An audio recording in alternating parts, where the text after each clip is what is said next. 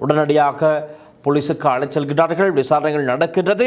இது சம்பந்தமாக விசாரணைகள் நடந்து நீதிமன்றத்திற்கு வழக்கு எடுக்கப்பட்டதன் பின்னர் 2012 ஏப்ரல் 14க்கு பிறகு தான் இந்த விசாரணைகள் நடந்து 2017 தான் இந்த நபருக்கு எதிராக, அந்த 60 வயது நபருக்கு எதிராக குற்றப்பத்திரிகை தாக்கல் செய்யப்படுகின்றது. பிறகு 2020 பிப்ரவரி மாதம் வழக்கு விசாரணை செய்யப்படுகின்றது.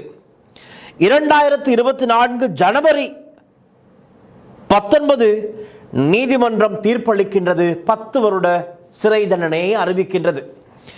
பிறகு இந்த நபர் 60 வயது நபர் இருக்கிறாரே, அந்த சிறுவனை துஷ்பிரயோகத்திற்கு பிடித்த நபர், அவர் என்ன செய்கின்றார்? அவருடைய தரப்பு சட்டத்தரணிகள் வைத்துக்கொண்டு மேன்முறையீடு செய்கின்றார்.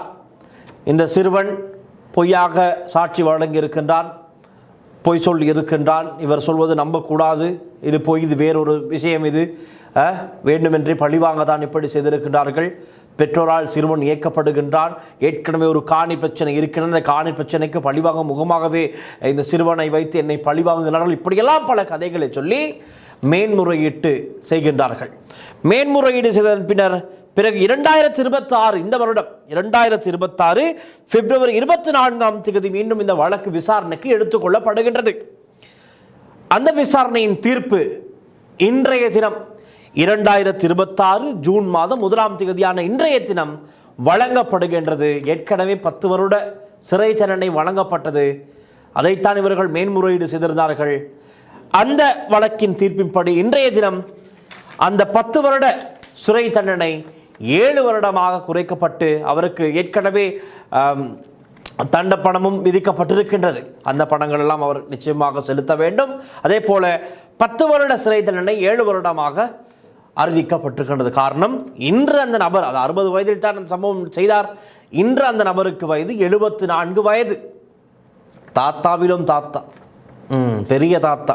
ஆகவே தாத்தாவினுடைய அந்த சம்பவத்தால் 74 வயதில் அவர் சிறைக்கு சென்றிருக்கின்றார். 7 வருடம் கழித்து தான் இனி அவர் வெளியே வருவார். அதாவது 81 வயதில் தாத்தா வெளியே வருவாரா இல்லையா என்பது அது இயற்கையின் கையில் தான் இருக்கின்றது. ஆனால் தாத்தாவினுடைய சேட்டையை பாருங்கள். 12 வயது சிறுவனுக்கு செய்த வேலை இதுதான்.